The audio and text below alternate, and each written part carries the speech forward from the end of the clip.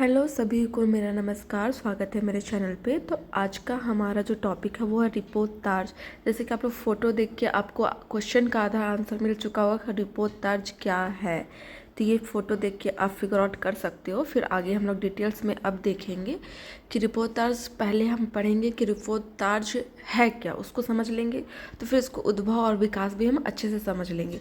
तो ये जो टॉपिक है वो उद्भव और विकास पे ही है रिपोर्ताज का। तो पर मैं हर किसी का उद्भव और विकास बताने से पहले थोड़ा उसके बारे में भी चर्चा कर लेती हूँ। रिपोर्ताज का एक सेपरेट वीडियो भी मेरे चैनल में आपको मिल जाएगा, पर मैं जब भी कोई भी वीडियो बनाती हूँ तो उसको शुरुआत और एंडिंग ऐसा करती हूँ ताकि एक ही वीडियो से आपको प्रॉपर मिलता जुलता सारा आंसर मिल जाए और आपको अच्छे से समझ में आ जाए। आप डायरेक्ट रिपोर्ताज का उद्भव विकास पढ़ोगे, रिपोर्ताज ही क्या है वो नहीं जानोगे तो आपको समझ में नहीं आएगा। तो वीडियो को आपको बिल्कुल एंड तक देखना है, क्योंकि मैं लास्ट में जाकर निचोड़ बताती हूँ बिल्कुल शॉर्ट में। जो हम पूरा पढ़ते हैं उसको लास्ट में मैं अपने शब्दों में बता देती हूँ, आखिर इसका मतलब ये होता है, इसे कहते हैं। तो आपके लिए अच्छा होगा, ठीक है। ज़्यादा बकबक ना करते हुए चलिए शुरू करते हैं। रिपोर्ताज। रिपोर्ताज गद्य लेखन की एक विधा है। क्या है रिपोर्ताज? गद्य लेखन की एक विधा है। क्या लेखन? गद्य में क्या क्या आ गया? आपकी जितने भी बड़ी चीज़ें जो लिखा जाता है, जैसे निबंध, नाटक, कहानी, उपन्यास, ये सारे जो होते हैं वो गद्य में आते हैं। और पद्य में कौन कौन से आते हैं? कविता, एकांकी, जो छोटे में लिखे जाते हैं उसको हम लोग पद्य लेखन बोलते हैं, और ये गद्य है। तो रिपोर्ताज क्या है? गद्य लेखन की एक विधा है, ठीक है। फिर है रिपोर्ताज फ्रांसीसी भाषा का शब्द है।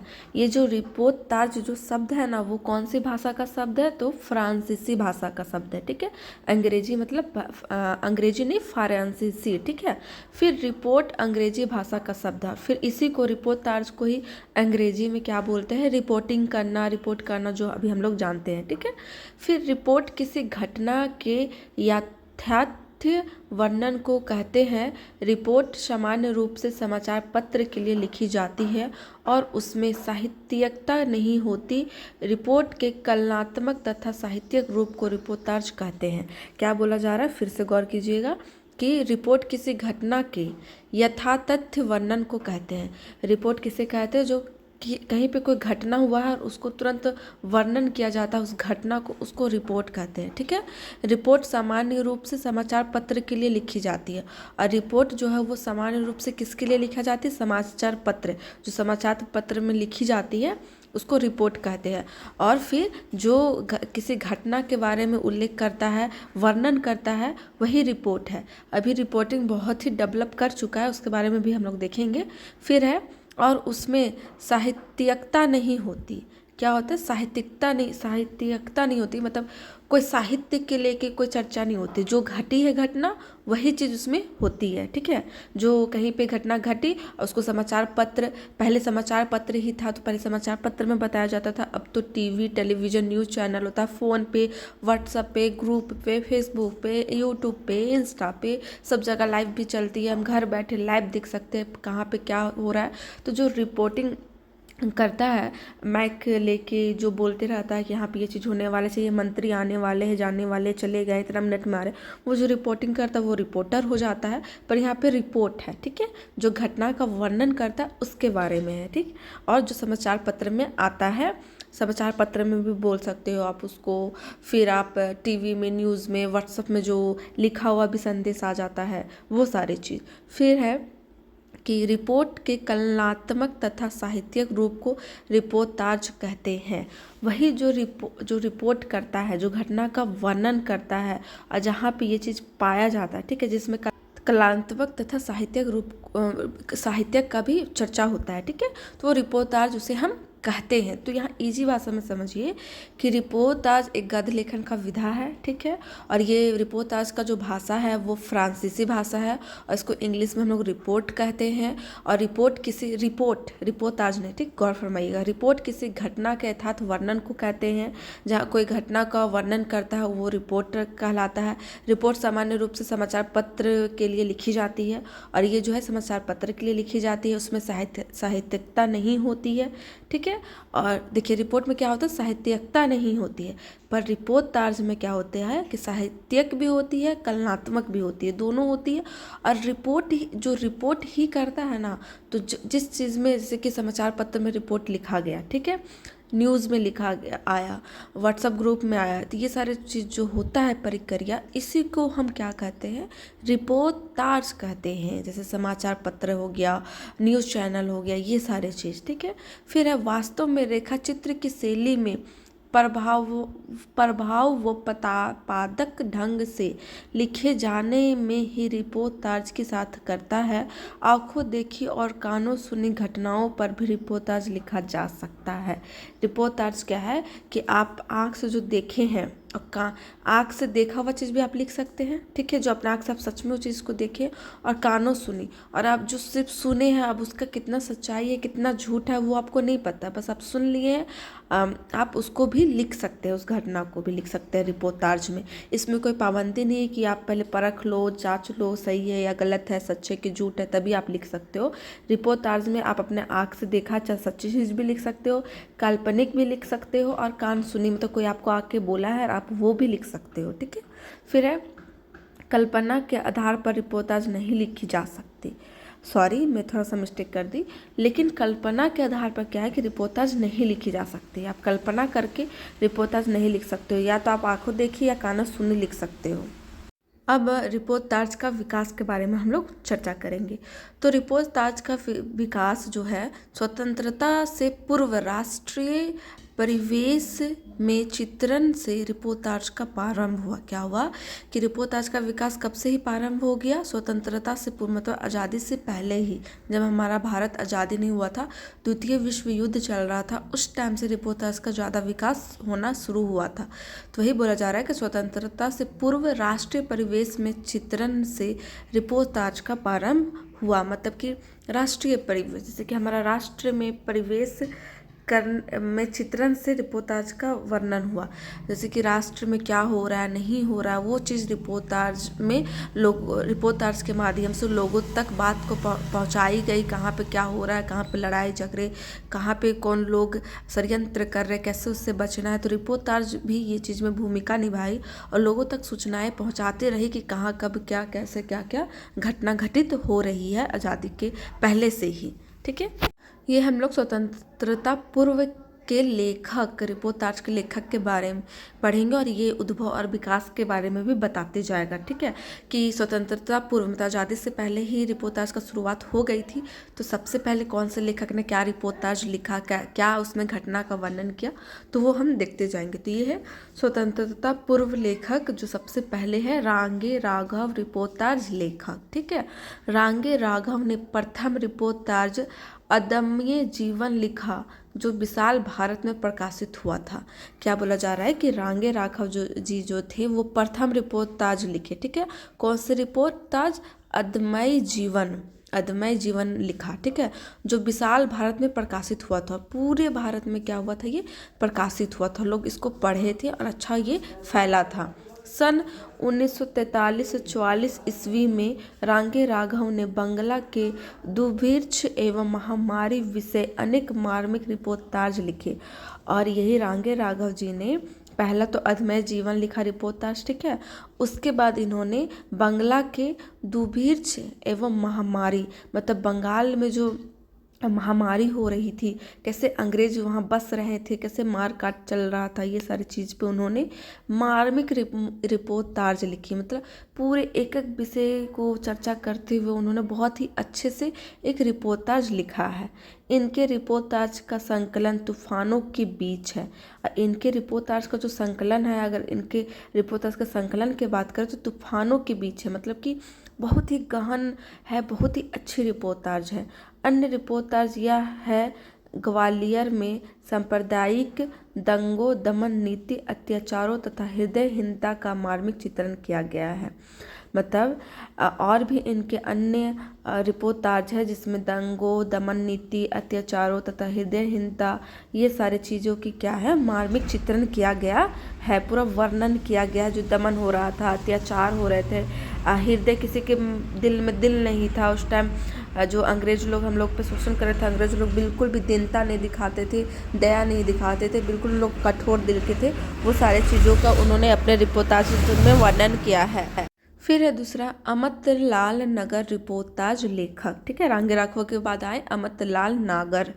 ये है अमृतलाल नागर पर बंगाल के अकाल का अत्यधिक प्रभाव पड़ा।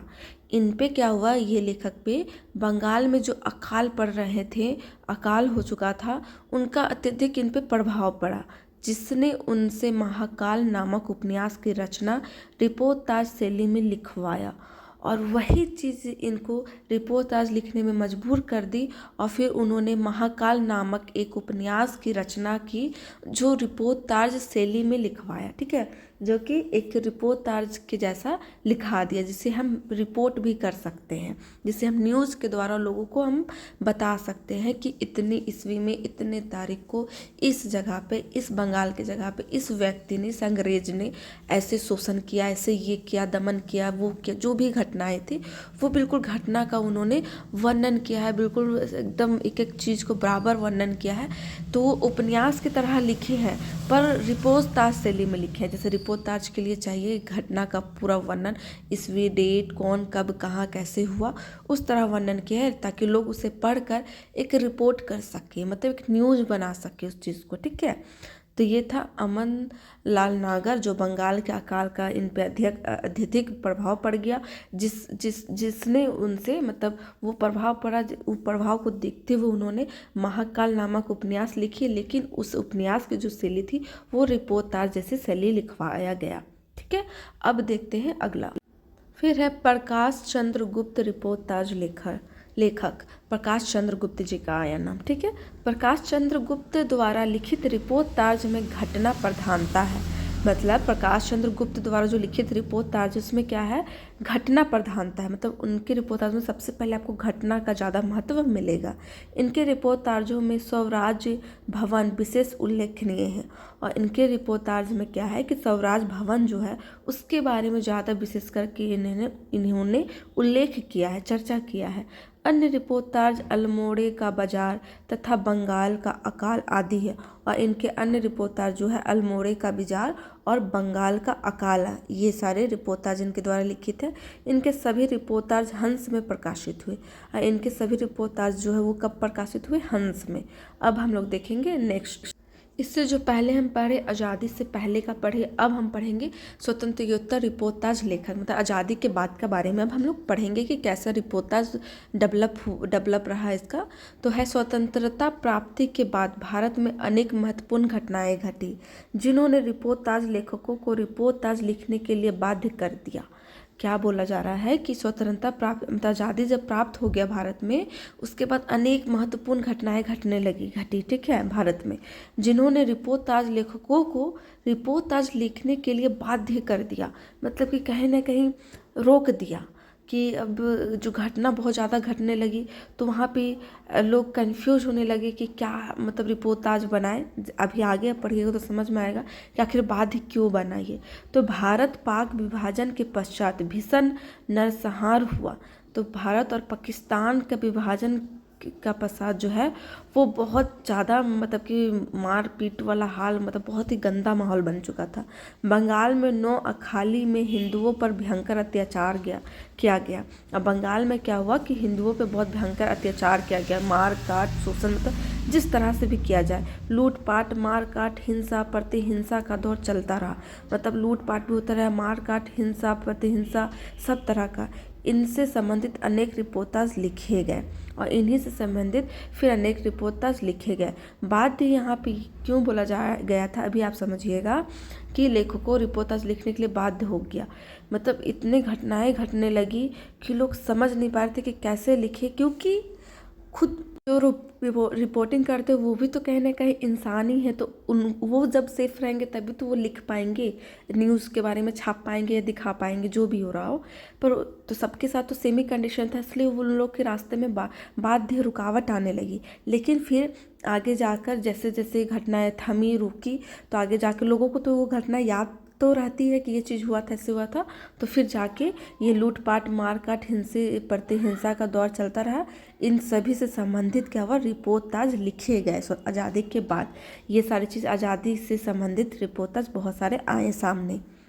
फिर क्या है, सठोत्तरी रिपोर्ताज लेखक। सन 1965 ईस्वी से सन 1971 ईस्वी में भारत पाकिस्तान युद्ध हुआ। 1965 से 1971 तक क्या हुआ, भारत और पाकिस्तान का युद्ध हुआ। ठीक है, अंग्रेज़ों से तो आज़ादी मिल गई थी, लेकिन भारत और पाकिस्तान का तो फिर चला था, बंटवारा हुआ था, तो वही हो रहा था। सन 1962 ईस्वी में भारत चीन युद्ध हुआ। फिर 1962 ईस्वी में किससे हुआ, भारत और चीन का हुआ।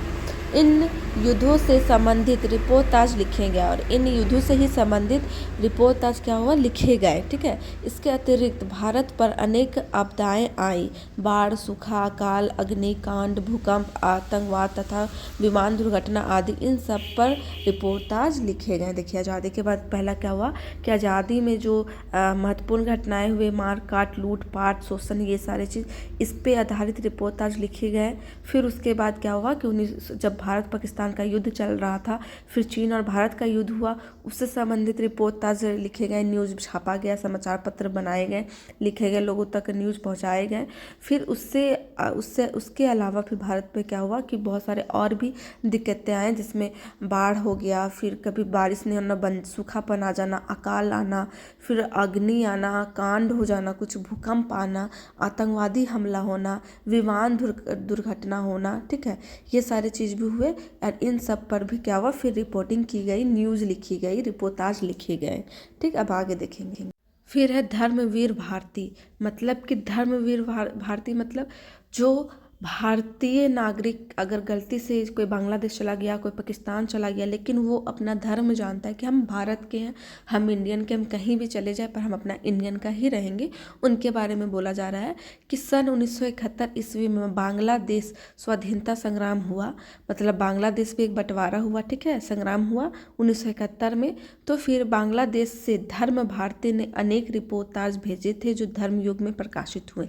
फिर वहाँ से जो धर्मवीर भारती थे, मतलब जो भारतीय लोग थे जो बांग्लादेश चले गए थे, उन लोगों ने वहाँ से बहुत सारे रिपोर्ट, मतलब न्यूज़ भेजी। ठीक है, भारत में जो धर्म युग में प्रकाशित हुआ, जो धर्म को लेकर धर्म युग में क्या हुआ, वो सब प्रकाशित हुआ। तो ये था हमारा रिपोर्ताज का उद्भव और विकास। ठीक है, जिसमें हम पढ़े रिपोर्ताज आखिर होता क्या है। रिपोर्ताज में क्या हो गया, जो न्यूज़ को छापा जाता, कोई भी घटना को बताया जाता है, उसमें हर तरह की घटना होती है, बताया जाता, वो रिपोर्ताज है हमारा। जिसमें समाचार पत्र आ गया, न्यूज़ आ गया, अभी TV channel, news channel, YouTube, social media आप बोल सकते हो, इंटरनेट बोल सकते हो, सारा कुछ इसमें मिलावट है। ठीक है, उसके बाद इसके उद्भव और विकास आ गया, जिसमें हम देखें कि आज़ादी से पहले इसका उद्भव और विकास कैसा था, किस तरह के उस समय रिपोर्ताज लिखे जा रहे थे और कौन कौन से लेखक थे। फिर आज़ादी के बाद किस तरह के रिपोर्ताज लिखे गए, इसमें कौन से लेखक रहे और कैसे कैसे लोग इसमें विकास किया रिपोर्ताज में। तो ये हम टॉपिक देखे। आई होप आप लोगों को ये वीडियो बहुत हेल्पफुल रहा होगा। अगर वीडियो अच्छा लगा तो कमेंट सेक्शन में जरूर बताइए, क्योंकि मेरे लिए एक एक प्यारे कमेंट बहुत मायने रखता है। एक भी कमेंट आता तो अच्छा फील होता है कि मैं अच्छा कुछ कर रही हूँ और मैं बहुत मेहनत करती हूँ। मेरा एक छोटा सा बेबी भी है, पर उसको भी संभालती हूँ, घर भी संभालती हूँ, इधर आप लोग के लिए वीडियो भी बनाती हूँ। तो प्लीज़ सब्सक्राइब करके जरूर जाइएगा मेरे चैनल पर नए हैं तो फिर मिलते हैं नेक्स्ट टॉपिक पे। किस टॉपिक पे आपको वीडियो चाहिए नेक्स्ट, कमेंट सेक्शन में जरूर बताइए।